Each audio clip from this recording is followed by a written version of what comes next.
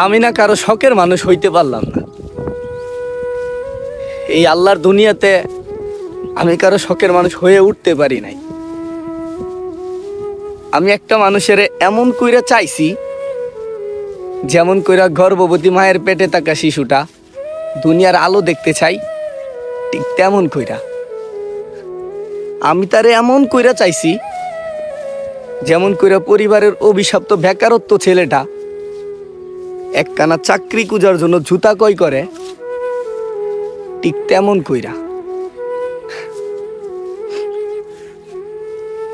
আমি তারে এমন কইরা চাইছি, যেমন কইরা বিধবা নারী তার স্বামীরে ফেরত চাই না যাই নামাজে বইসা। আমি ঠিক তারে এমন কইরা চাইছি,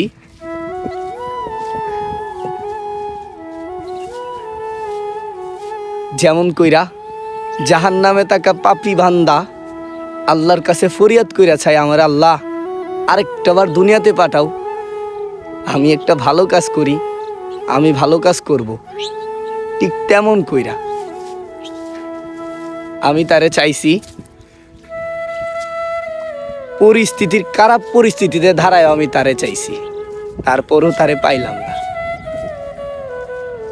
তো একটা কথা বলি, আমার শখের মানুষ, আমি আপনার শখের মানুষ না হইতে পারলে আপনি আমার শখের মানুষ ঠিকই।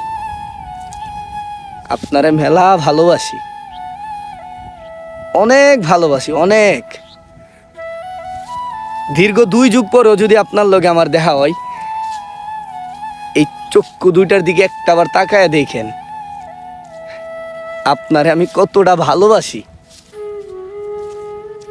সেই দিন আপনি একটা কথাই বলবেন, বিচ্ছেদে মন ভাঙ্গে, দূরত্ব অবারে,